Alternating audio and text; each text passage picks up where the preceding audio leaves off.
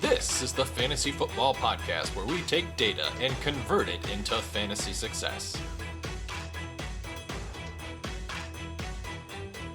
No bias, no hot takes, only victory.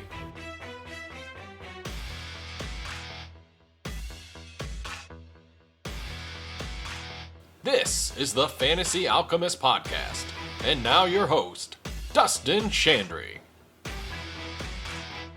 Welcome into episode 14 of the Fantasy Alchemist Podcast. I'm your host, Dustin Chandry. Thank you for listening. Now, for today's episode, I want to do a recap of week 2 with some key observations from around the league. Now, last week when I did this episode, I did 32 observations. I did one for every team because it was the start of the season. However, I think moving forward, I'll only highlight players and team trends that really warrant deeper discussions. You see, not every team warrants a mention every single week. I'd rather spend more time talking about the big questions that are kind of at the forefront and provide actionable advice on what to do. So with that, let's get into the key observations from week 2 of the fantasy football season.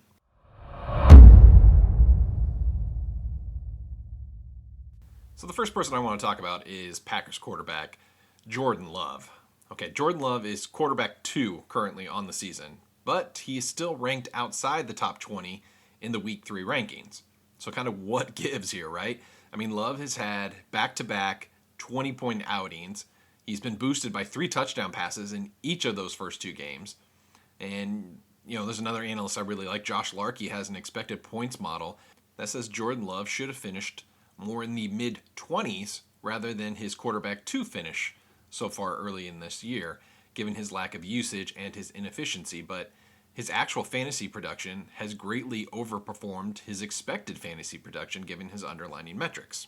So first, let's just discuss the negative side of this on why we think Jordan Love's long-term performance is not sustainable based on what we're seeing here in the first 2 weeks. Now, the Packers are playing at the slowest pace after 2 games across the entire league. They're averaging 39 seconds between snaps. Because of this, Jordan Love is in the bottom 5 in both snaps and passing attempts. Furthermore, the Packers are attempting passes on only 51% of their snaps. That's a little bit below league average. So first, Love's opportunities are stunted due to pace, but his efficiency is also among the league's worst. You see, Jordan Love is currently below 56% completion rate. The only quarterbacks with a worse completion rate right now are Deshaun Watson and Zach Wilson. And in Love's 2 other appearances prior to this year where he played at least 30 snaps, he was below 58% completion rate in both of those games too. And the only quarterback the last few years with a worse completion rate than Jordan Love is Zach Wilson. Love has to improve here. And the big thing is that touchdown regression is coming. You see, last year, if you take all quarterbacks in the league, you take their completions by their passing touchdowns, you'd get a ratio of 14 completions for every 1 passing touchdown. Even if you added quarterback rushing touchdowns to this, the ratio would be 12.5 completions per every total touchdown. However, Jordan Love is absolutely scorching that ratio through the first 2 weeks. You see, Love has 6 touchdown passes on only 29 completions. That's a rate of under 5 completions per touchdown. This is completely outside the league norm and is unsustainable long term. On top of that, Love is not giving you much with his rushing. He only has 5 attempts through 2 games. So that's the negative side. Now let's look at the positive side. Even with his limited volume, Love is pushing the ball down the field. He averages 9 air yards per attempt. That's 4th best in the league, and he is hitting on big plays, some of them for touchdowns. I think it is also worth mentioning that he still has a lack of experience in the league. He may be in his 4th year, but his number of career snaps is equivalent to less than a third of an NFL season. And then lastly, he's still doing this without his number 1 weapon in Christian Watson. Arguably, I think his best offensive player, Aaron Jones, missed week 2. Surrounding him is a young and inexperienced cast. Romeo Doubs is in his 2nd year. Jaden Reed and Luke Musgrave are rookies. The opportunity to grow as a player and as an offensive unit is there for the Packers. Now look, I think Love remains a fine quarterback 2 in Superflex, but you need to expect touchdown regression coming here in the next few weeks. In Dynasty, Jordan Love has climbed all the way to quarterback 12 according to Keep Trade Cut. This is a prime sell window to sell him at his peak. If you could flip him straight up for CJ Stroud, Bryce Young, Dak Prescott, Daniel Jones, Kyler Murray, I would. I would even do a Geno Smith plus trade to unload Jordan Love. Now, another quarterback who is a hot topic right now is Bears quarterback Justin Fields. He's currently quarterback 23 after 2 weeks. And somehow watching the game actually feels worse than what the fantasy narrative looks like. I keep seeing that play on Twitter of him not seeing any open receivers and then darting right into the middle of the defensive line. It was so strange. It looked like that scene in Guardians 2 where Drax just jumps right into the alien's mouth. It was so alarming. But from a fantasy standpoint, we have to be very concerned about 2 things when it comes to Justin Fields. Okay, the first is he's not developing as a passer. In fact, he might actually be regressing. His completion percentage is only a hair above 60%, but he has the worst air yards per attempt in the league at 4.3 yards. He's only passing 4 yards down the field per attempt, and it's still below the league average in completion percent. That's not good. On top of that, the number of designed runs have been cut in half through 2 games. So far, he has 5 designed runs in 2 games. Last year, he had 74 in total, which on a per game average was 5, right? So he went from 5 a game to right now averaging 2.5 per game. And through the first 2 weeks, on a per game basis, Fields' rushing attempts, rushing yards, and yards per carry are all down compared to his 2022 game average. Now, if Fields doesn't revert back to his 2022 rushing numbers, he's going to be a massive bust on the season. Fields was a player that I highlighted in the preseason as a massively overvalued asset. His dynasty value is already on the decline, but I still think you should move him off your rosters now, as I think we have yet to see the bottom for him as an asset. From a redraft standpoint, unless you were able to snag somebody like Anthony Richardson or Daniel Jones, I think you just have to keep putting Fields out there, as his upside of returning to his 2022 form is higher than any average replacement you can get on the waiver wire right now. Before we move on with more observations, I want to let you know that you can follow us on Twitter at FFAlchemistPod. Again, it's at FFAlchemistPod. You can also email the show directly at fantasyalchemistpodcast@gmail.com. Now let's talk about the rookie phenom that is Puka Nacua. So Nacua has had back-to-back top 10 weeks to start the year. He is leading the league in targets and receptions, 35 targets, 25 receptions. He is second in the league in receiving yards at 266 yards. He is second in the league in fantasy points, even though he hasn't even scored a touchdown yet. So far, the only players who can say that are inside the top 15 in scoring are Puka Nacua, Justin Jefferson, CeeDee Lamb, and Chris Olave. All those guys are in the top 15 of scoring and have not yet scored a touchdown. And look, Puka is just getting truly elite volume here. He has the highest target share in the league, currently at 39%, and his target per route run rate is 41%, which is also a league best. Look, week 1 was not a fluke, and Puka did this against one of the best defenses in the league in week 2 against San Francisco. Now, Puka has skyrocketed in value. He's already ranked as a top 10 wide receiver for week 3. And unless he gets hurt, he's going to finish at least in the top 20 and likely the top 10 by year's end. And from a dynasty standpoint, this is a guy who was a day 3 rookie selection that was ranked in the 70s for wide receivers before the season started. And after the first 2 weeks, he has already jumped to wide receiver 20 in dynasty. He has a 3x return on his dynasty value just in the last month, according to Keep Trade Cut. Now, look, if you have him in redraft or dynasty, congratulations, you have secured a possible league winner, and you just continue to ride him. You have already profited enormously from his acquisition. Do not be looking to sell. Now, next, we got to talk about the Cincinnati Bengals, and in particular, quarterback Joe Burrow. He has just been off to a miserable start for the first 2 weeks of the year. Now, I have one league where I actually have a Burrow Chase stack, and it's safe to say that team is not doing very well right now. But for Burrow, through 2 games, every aspect of his game has declined compared to previous years, right? His completion percentage has gone from 70% 2 years ago to 68% last year to a drastic drop below 57% through 2 games this year, right? 70, 68, 57. He was averaging twice as many touchdowns per game in the last 2 years than he has so far in the 2 games this year. His yards per attempt has also dropped at an alarming rate. He was at 8.9 2 years ago, 7.4 last year, 4.2 this year. Again, those numbers 8.9, 7.4, 4.2.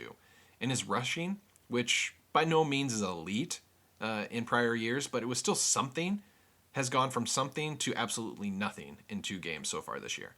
It really is quite alarming. And the only thing that makes sense is that Joe Burrow is hurt, right? He had a calf strain in the preseason that kept him out much of camp, and now it turns out that he aggravated that injury again in week 2, and now he is questionable for week 3. Now, I will say up front that the Bengals are in the Monday night game hosting the Rams, so Joe Burrow will carry that questionable tag with him into Monday night.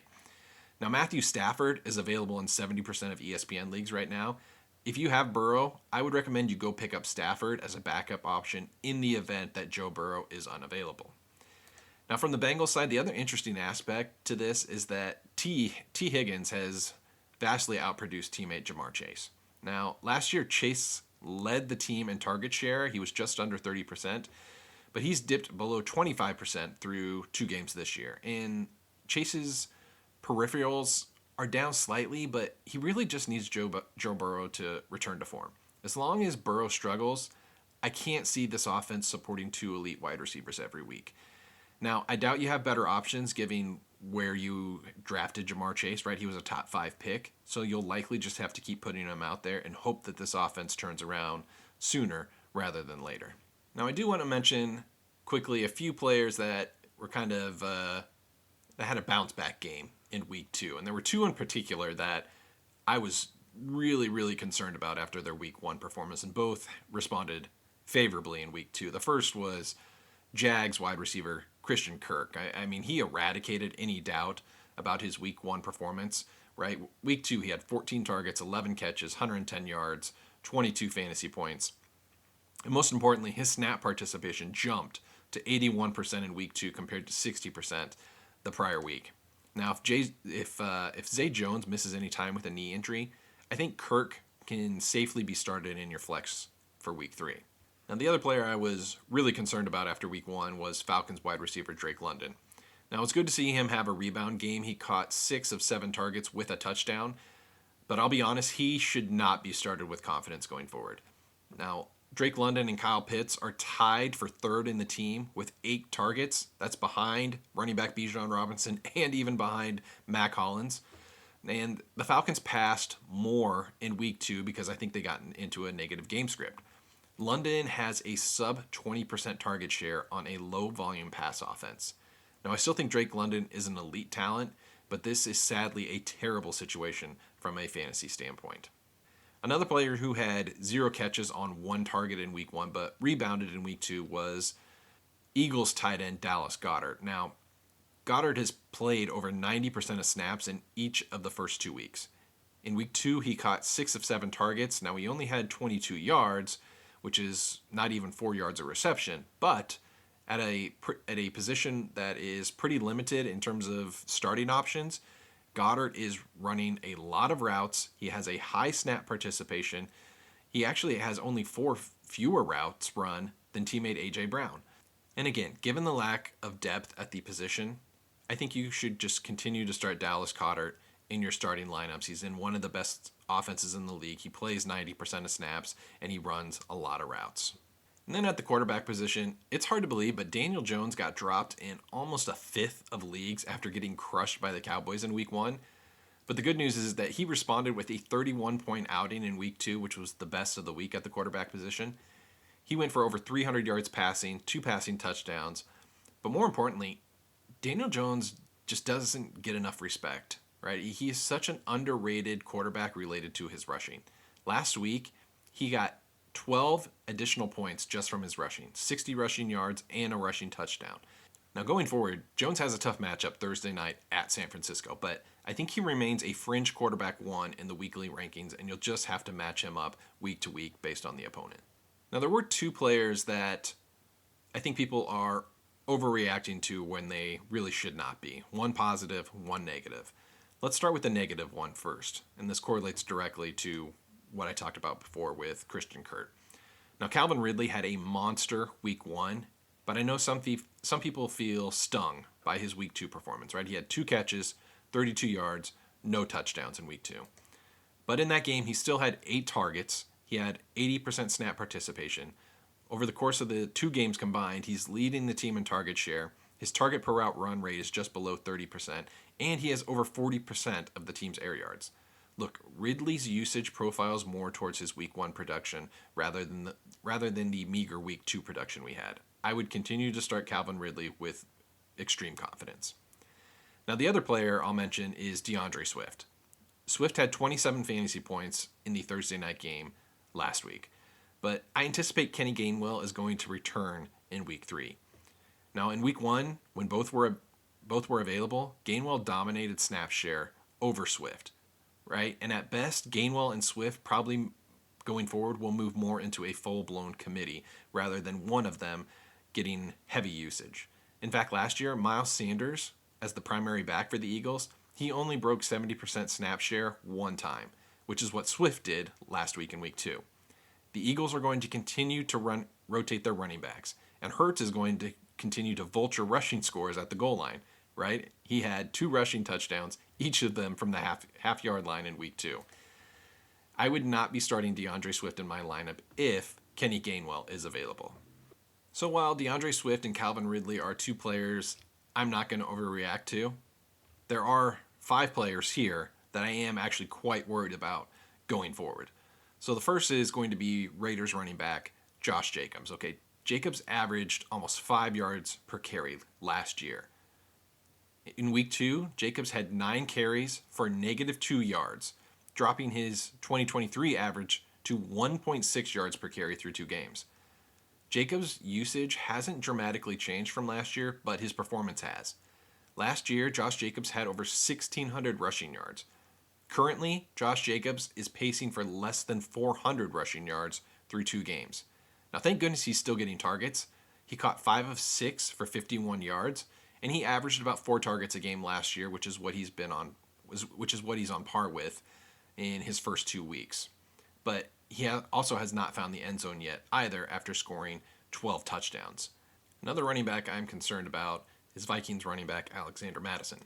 Now, Mattison never had the athletic profile to kind of be that explosive back the way Dalvin Cook had been in recent years for the Vikings, but I thought he'd be an adequate running back 2 or flex option this season in redraft leagues just based on his volume. However, the Vikings just cannot run the ball, which is why they are passing at almost a 3-to-1 ratio over rushing attempts. And Madison's not even getting help from his own line. He's only getting 1 yard before contact, which is below the league average. Now, the Vikings have some prime opponents coming up with the Chargers and the Panthers on the horizon, but those feel like make or break spots for Madison, both in fantasy and probably his long-term future as a running back 1 in this league. And then the last running back in this group is Houston Texans running back Dameon Pierce. Look, this comes down to 3 things for Pierce. He's playing far fewer snaps than I expected. Back-to-back weeks, the first 2 games of the year, he has played 45% of snaps in both of those games. 2, the Texans are passing at a much higher rate than they did last year, much higher than I expected.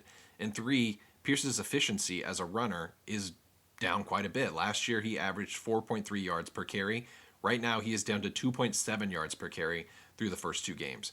It is really hard to continue to start Dameon Pierce after 2 consistent weeks of similar disappointing usage and production. As for the wide receiver group, look, I cautioned everyone ahead of week 2 to not start Jets wide receiver Garrett Wilson. As it turned out, Garrett Wilson would score 16 points, but it basically all came on one play where he took a 5-yard slant to the house. Now look, Garrett Wilson is an elite talent, but with quarterback Zach Wilson is just going to cap his ceiling moving forward. Now, Garrett Wilson is underwater right now with a catch rate approaching 50% from one of the league's worst quarterbacks in terms of a completion percentage, and his target per route run rate is barely above 20%. Garrett Wilson should sadly be nothing more than a flex consideration for fantasy purposes as long as Zach Wilson remains under center for the Jets. And then as for the quarterback position, we have to talk about Browns quarterback Deshaun Watson. Now, Watson just does not look like the same player that he was in Houston. And I think we kind of gave him the benefit of the doubt, at least related to his on-the-field performance, because he hadn't played for a year and a half. But he's had an entire offseason and a preseason, and he doesn't look any better than he did in the second half of last year. In his last season in Houston, he was at 70% completion rate. He is currently second worst in the league right now at 55% completion rate. And the only one who is worse is the aforementioned Zach Wilson. Now, for Watson, his yards per attempt and his accuracy rate beyond 10 yards are also among the league's worst right now to start the year. Now, Watson is still quarterback 15 because of his rushing, but I can't recommend starting Deshaun Watson this week. I'd have him well outside my top 15 in weekly rankings. So that'll wrap up today's episode. Make sure you like and subscribe. We'll come out with an episode at least by Friday to discuss some players that you should not be afraid to start heading into week 3. So for Dustin Chandry, signing off here at the Fantasy Alchemist Podcast. Thank you for listening. Thank you for listening to the Fantasy Alchemist Podcast. You can follow the pod on Twitter at FFAlchemistPod or email us at fantasyalchemistpodcast@gmail.com.